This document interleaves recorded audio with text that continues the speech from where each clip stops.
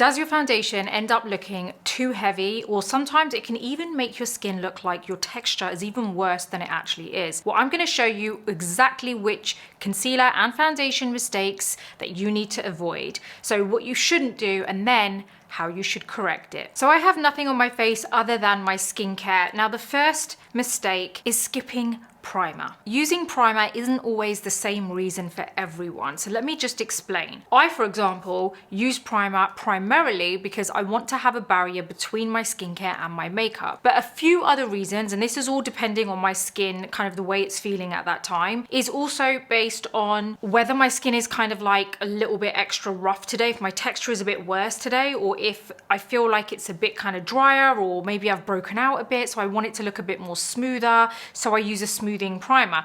It could be that on some days I just feel a little bit more oily, so I want something which is a little bit more mattifying. So I always use a primer, and that's mainly for those two reasons. So first and foremost, for the barrier. Secondly, I adjust it according to what my skin kind of needs on that particular day. You need to base it on your skin type, but I would always recommend using a primer, just even if it's just for that first one, which is keeping that barrier between your skincare and your makeup. It gives you a smooth finish, and it generally makes your foundation kind of like glide on a bit easier as well. And also there's just something about knowing that your makeup is going on top of something other than your skincare, if that makes sense. You're letting the skincare just get to work. Now this is my Laura Mercier Pure Canvas Blurring Primer, and I am just going to smooth this over. There you go. The only thing I've actually done on my face is my brows. I've just shaded them in a little bit. Before we move on to the next mistake, very quickly, I would love if you head over to my beauty community called the Beauty Breakfast Club. It's an online magazine which is everything about beauty. If you love anything that you see on this channel and you love the information you get from it, you definitely want to head on over there and subscribe, because it's basically your very own magazine created by me, a new newsletter every other day. So many reviews, so many tried and tested products, everything to do with beauty, skincare, wellness, mindset, and some relatable discussions on there. Subscribe for the free version if you just want to have access to some of it. And then you can subscribe, or immediately you can subscribe to the paid version, which costs you less than getting yourself a coffee a month. So literally not a lot. And that is going to give you access to the entire site, along with a chat group that we have. And I'm in there, and it's really fun. And it's just really nice that we can all get to actually speak to one another. And I've got to know so many of you, and you've become friends of mine, like subscribers have become friends, and I really enjoy it. So please do head on over and show your support. I'd love to see you and get to know you over there. Now, moving on to the next mistake, which is having the wrong foundation match. It's not easy to match your foundation shade. I do understand how difficult it can be, especially seeing as like you need to actually physically go into a store to do it. But then let's just say you put the effort in. What do you do when you get there? Now, there are a few things that you can actually do to avoid getting the wrong foundation match.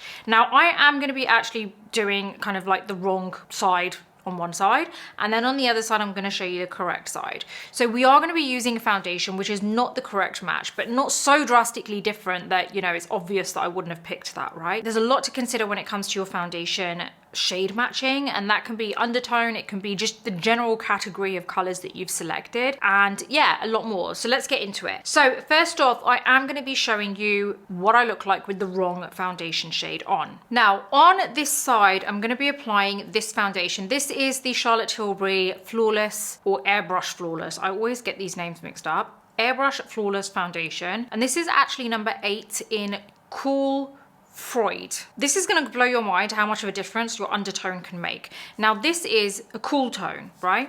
So I'm going to go ahead and apply this. So there are a couple of things wrong with how I'm going to be applying this, and that's going to show you exactly how it looks and why you shouldn't be doing it, and then I'm going to show you exactly what you can do in the right way. I'm actually going to be using my Charlotte Tilbury Hollywood complexion brush to apply this on this side, and I'm going to explain why this is the wrong type of brush. Firstly, I mean, you can, to be fair, you can use a size which is kind of whatever size like feels comfortable with you. I personally find this to be a little bit too small, but the main thing that is wrong with this, it is way too dense for applying foundation. And what I mean by dense is it's just too kind of firm, right? So I'm not getting enough of that kind of like air in between the product to kind of almost almost give it that lightweight finish on my skin. So I'm going to go into this. Now, another mistake is obviously using too much. So we're going to go straight into this. I'm not buffing it into the brush. I am just literally going to apply this like this. I mean, obviously you can see this is the wrong shade for me, but you're going to be shocked with the shade that I use on the other side. I have actually seen videos of people applying their foundation this way, like actually painting it on, and it genuinely blows my mind. And I understand after blending and blending, they probably get like an amazing finish that they're happy with, but honestly, this is not gonna, it just is gonna look way too much. Like, granted, if I go over the entire like face, like I'm gonna look like this is my skin color. But to be honest, I just feel like it's way too much work. I mean, that is scary, right?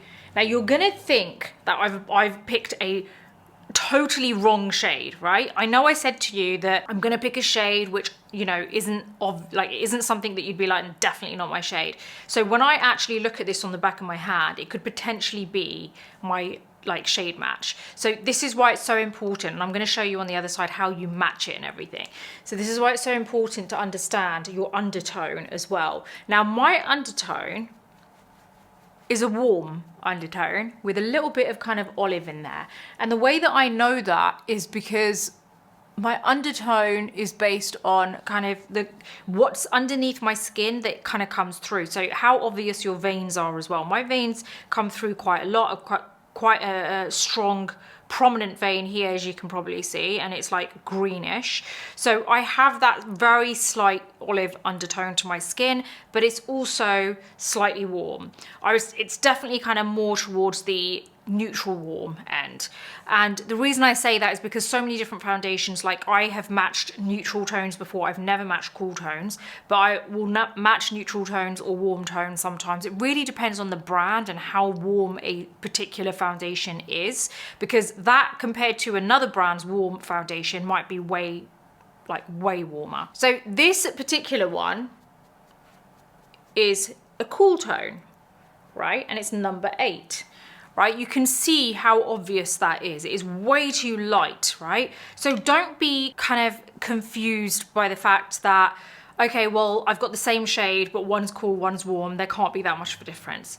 Huge difference, and let me explain why. Now, the one that I'm going to use on this side is the exact same foundation, and it is number 8, warm charred. This is the same number. It's the exact same number, but it is the warm version. So I'm going to go ahead and apply this on the back of my hand, and then I'm going to show you how you match this. We're not obviously going to use this brush, but I am going to just flip it over to use the smaller side just to show you how I would match it.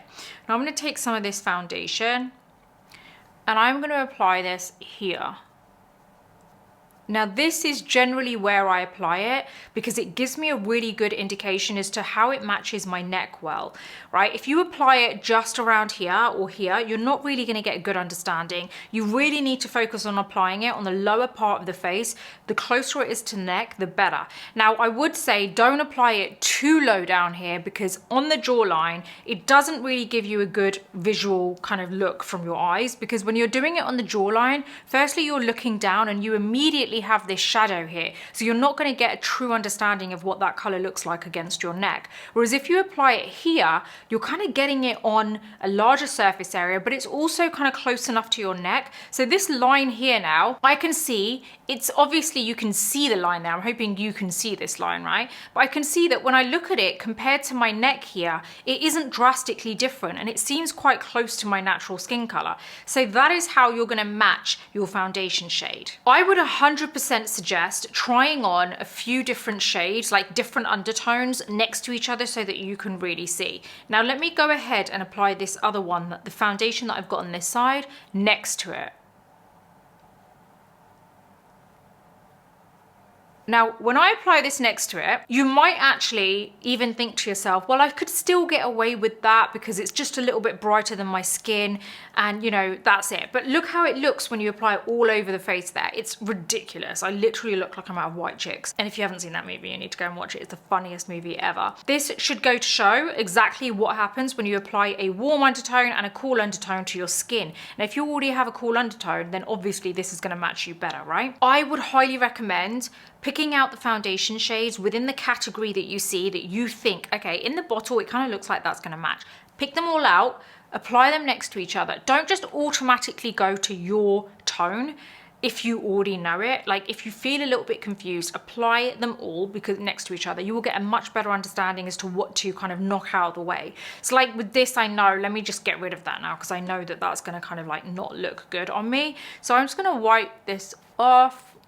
And now we're going to go ahead and actually apply it in the right way. Now, obviously this was way too much. It's definitely flawless, but the color is not matching whatsoever. We are going to use a different brush. Now I'm going to use my BK Beauty 106 brush. Now this brush is basically going to help you to kind of apply it in a much better way because this brush isn't as dense as what we were using. So if I show you here, look at the difference between these two, right? Firstly, you can see this here is flat. This here is a little bit rounded, right? That's the first difference. Now, if we look at it like this, you can see this is much bigger. This is a lot smaller. The second kind of thing that I said was wrong with this. Now, thirdly, the thing that's wrong with this is that this is way too dense. It's going to be hard for you to blend with this. This, on the other hand, is a lot softer, as you can see. So you're getting a lot more air in the brush compared to this. This is just kind of almost painting it on. It's like using a brick to put your foundation on. This is a lot softer and gives you more of that airbrush finish to your skin and your foundation look. So what we are going to do is we have some of this foundation, the warm one, on the back of the hand. Now I want to basically grab a little bit of this foundation on the brush, take it to the other side of my hand and just really kind of buff it into the brush. This is how you should be applying your foundation. Now we're just going to start buffing this over. And it's literally not even half of the amount that we put on the other side. So again, that is a big mistake, like using too much product. Let's take a little bit more to the side. I might not even use all of this. This is not even like a full pump.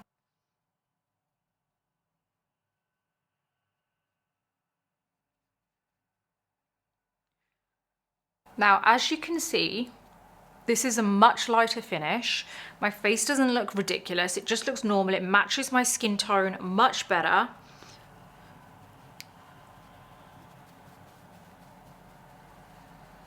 And I feel like we've got a really nice flawless finish without it looking really heavy, and the color is much better for us too. And as you could see, I wasn't painting it on, I was really buffing it into the skin. On that note, very quickly, if you do feel like you have gained anything from this video and any of my videos that you watch, and you feel like you do learn anything from them and they give you tips and tricks, please do hit the like button and hit subscribe if you haven't already, and also hit the bell button, because if you do those 3 little things for me, it really does help my channel out, and it's just you giving a little bit back to me, which doesn't cost you a thing, but it really does help me out. So yeah, I would really appreciate that. Getting back to the video now. Moving to the next mistake, which is using concealer, which is too light for you. This is a common makeup mistake because a lot of people want the slightly lighter concealer because they want that brightness around the eye area. They really want that bright look. They want to focus on lightening the dark circles, but the mistake that you make here is it really ends up looking obvious, especially in certain lights or in certain pictures. It can just look really kind of like panda style.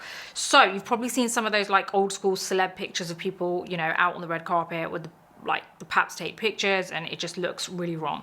Well, it's a similar kind of thing, right? People still do it, unfortunately. So let's move on. We are going to be using a concealer which is way too light. So I'm using my Tarte Shape Tape Concealer, and this is actually in shade 27S, Light Medium Sand. Now, this is actually sometimes okay for me. It's when I have much lighter skin. I'm quite tanned at the moment, so this sometimes can work on very rare occasions it can work for me, but that's when I literally have no tan. I do usually kind of mix it, like put a very small amount on. So okay, the first mistake here is, so there are quite a few mistakes within each mistake. So one of them here is applying too much and your technique, like how you apply it. So I'm going to go ahead and just apply this. I'm going to do a little bit on the eyelid there, and then I am gonna kind of just do this in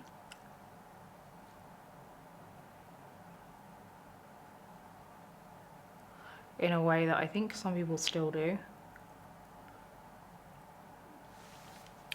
Way too much product here. This is going to end up making it look really cakey and heavy. I mean, I don't even know what this is going to look like in a second. Okay, we've got a sponge, right? I'm just going to go ahead and buff this in.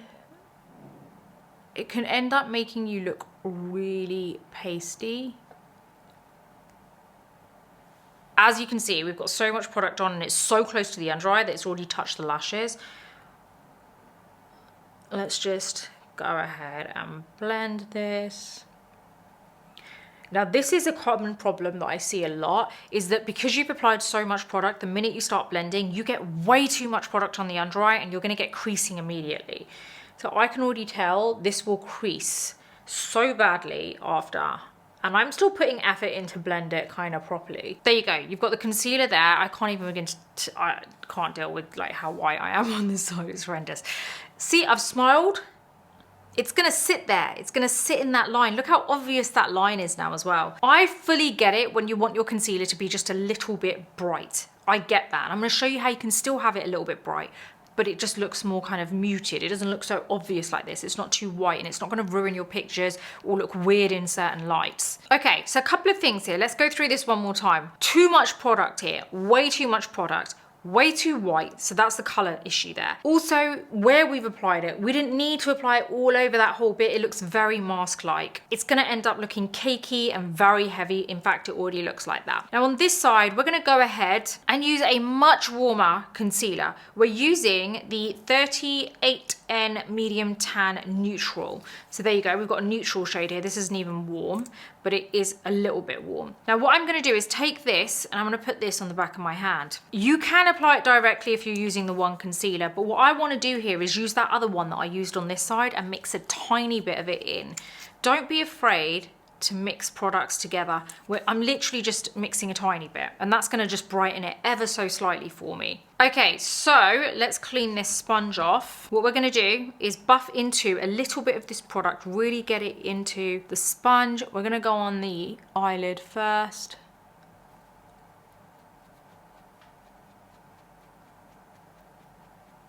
And you'll see that this is also brighter.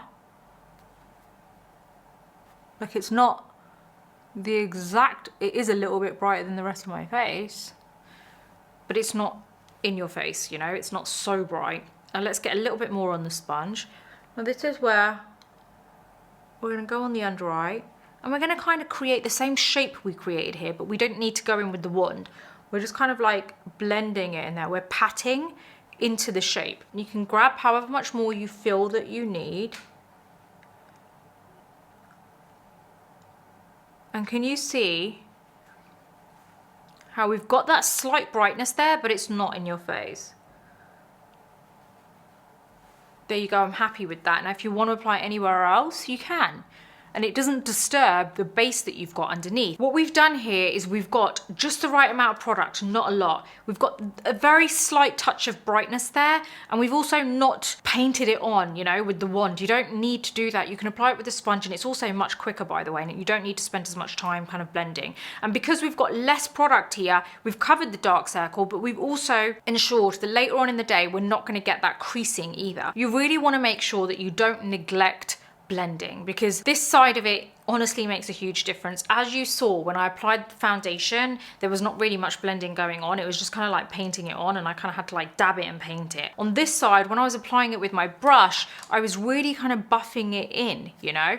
And even with my sponge, same thing. I'm really patting and kind of like making sure that bounce is there, whether I'm using a sponge or a brush. You're never really painting anything on. The only thing you should ever be painting on your face is eyeliner or your liquid lipstick, you know, or whatever lipstick you use. That's about it. Everything else realistically should be buffed into the skin, and I would suggest always focusing on that kind of bouncing technique. So call it what you want. I know a lot of people say to me, oh, that's not buffing. Everyone has their own version, whatever. But I'm saying bounce. You see what I'm doing, right? I'm literally bouncing. It's as easy as that. What I'm trying to say is really kind of simplify your technique. You don't need to paint everything on. Use the back of your hand. It's there as your palette, you know? It warms products up. It makes it a lot easier for you to blend things into the face. Don't be afraid of using your hand. You will get, trust, if you're worried about getting it everywhere, trust me, all you need to do is make sure you keep a pack of wipes with you. I honestly get the cheap, you know, the Johnson's baby wipes, and I just keep them here on my table for me to use on hands and just use them as my kind of throwaway, you know. Don't be afraid of using your hands and, you know, just really kind of like making it a lot easier for yourself. You don't really need to be painting everything onto the face. Realistically, you should be bouncing and buffing things into the face to make it like a lot softer. So what I am going to do now is very quickly set this so that you can see what this looks like once you've set it with powder as well. I'm going to use my Laura Mercier translucent powder, but this is my ultra blur, by the way. So I'm just going to get my hourglass brush, and I'm going to use the larger side of it. I'm just going to press into this, just dust some powder onto this brush, and I'm just going to dust on. And I'm going to set it the same way on both sides, by the way.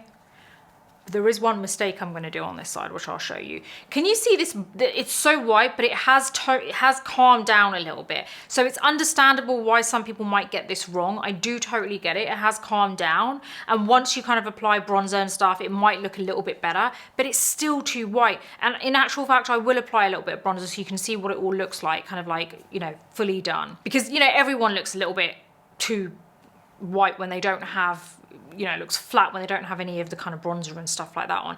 So I've dusted powder on there. I'm going to get my other brush, my small one. I'm going to go into this powder and I'm going to just press this in. Another little mistake I've made there, which is you don't take out the creases. That is just going to look horrendous throughout the day. I mean, it already does. So what I'm going to do now is get this sponge and I'm going to get rid of any creasing. So I usually just flip the sponge over. I've got the creasing out of my eyelid, dip into that powder, and I'm just gonna press this powder on. We're gonna do the same thing with the under eyes. We're really gonna take out that creasing there, and then we're gonna get this powder again. And we're just gonna press.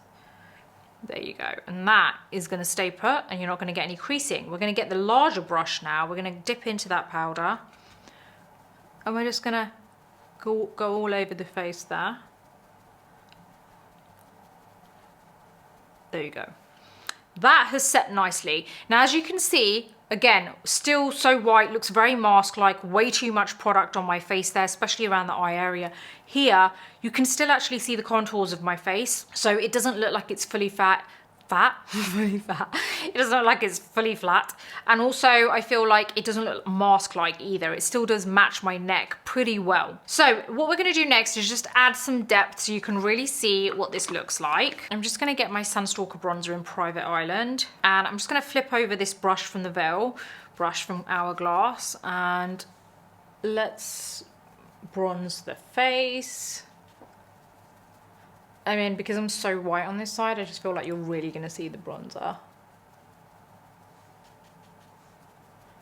And like I said, granted, it is a very flawless base, but there's just way too much on. If you just go close up, if we zoom in right now, honestly, it is horrendous how much makeup I've got on this side. And obviously you can see the color is wrong. So moving forward to the other side, let's get some of this on. And you're gonna see this isn't gonna look as obvious because it's obviously a bit closer to my skin color, but we can very easily give ourselves a little bit of sculpt here without it looking so heavy.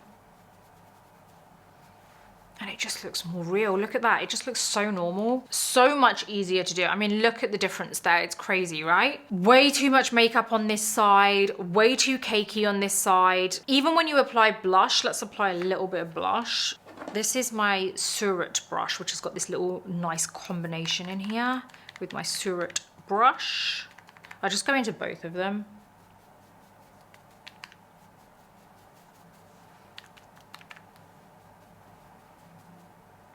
Oh, that blush is so nice. I've left this out here because I keep forgetting to actually use it, and it's such a nice blush. So yeah, there you go. You can see. Do I even need to say it? Do I?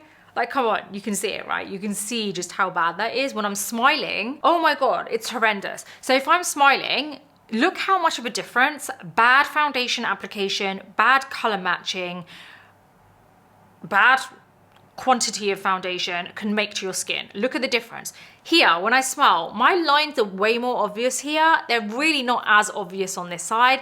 This just ages me, and it looks so much, oh, it looks so bad. This is just like, people are gonna be looking at that area fully when they're talking to me. So I really do hope this has kind of shown you that there are so many different ways to kind of correct your little mistakes when it comes to foundation and concealer. I really want you to focus on this side and what I spoke about. You know, matching it can be difficult. If you know how to do it and you know where to do it, it can make a huge difference. And I do hear a lot of people saying, you know, the jawline is the best place. And I do understand what you're saying, but I feel like people are not specific enough. And that's where I'm trying to be very kind of detailed here, is your jawline here is just way too low for you to try it, because the shadow that is here, which inevitably you're gonna have no matter in what light, you're gonna have this slight shadow here, right? Because of the structure of your face, the way your chin comes out, your jawline, and the way the neck goes in, you've got a shadow there. That is gonna cause a little bit of kind of disturbance when it comes to figuring out if that color matches. So just go a little bit higher. So go a tiny bit higher. Just this whole area here is the perfect place to test your foundation colors to see if they match, and put them all on if you're really confused. If you're confused about your undertone, put all of the undertones within that color.